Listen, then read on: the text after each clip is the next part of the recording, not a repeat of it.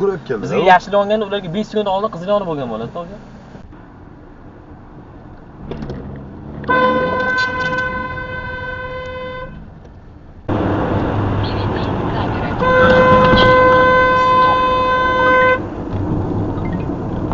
Agarda menda video registratorlar bo'lmaganda, yo'l transport hodisasi sodir bo'lganda asosiy aybdor shaxs men bo'lgan bo'lar edim. Shuning uchun men har doim video registratorlardan foydalanaman va sizlarga ham ushbu narsani tavsiya beraman. Bir vaqtning o'zida ham antiradar, ham video registrator xohlasangiz, ushbu iBoxdan Rodscan 4K GPS video registratorini maslahat beraman. Mana ko'rsangiz bo'ladi. To'g'rini to'liq videoga olib ketadi, 4K formatda. Mabodo GAI xodimasi to'xtatib qolsa, o'zingizga shunday muammosiz qaratib olsangiz bo'ladi. Ko'rinishini ham ko'rsangiz bo'ladi, juda ham ideal qilib ishlangan.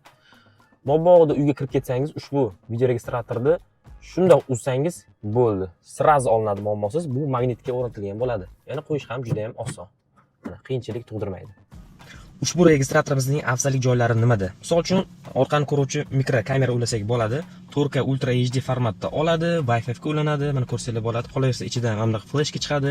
Videolarni notebookga o'tkazib olsak bo'ladi. Va bizda real holatda ko'rsatib bersa bo'ladi. Mana hozir biz real holatda jonli ko'rsatib beryapti. Keyin biz videolarni olmoqchi bo'lsak, смотреть galereyaga kiramiz va bu yerda barcha olingan videolarni sirazi telefonimizga yuklab olsak bo'ladi. Mana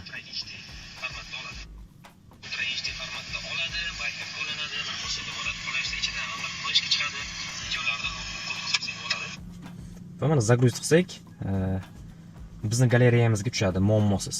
Mana dizaynni ko'rsanglar bo'ladi, qanchalik chiroyli ishlanganligini. Va bizda qo'shimchasiga oyna bor, ya'ni anti-blik filtr quyosh nurlarini bizga chiroyli qilib o'tkazib, videoni tiniq qilib ko'rsatib beradi.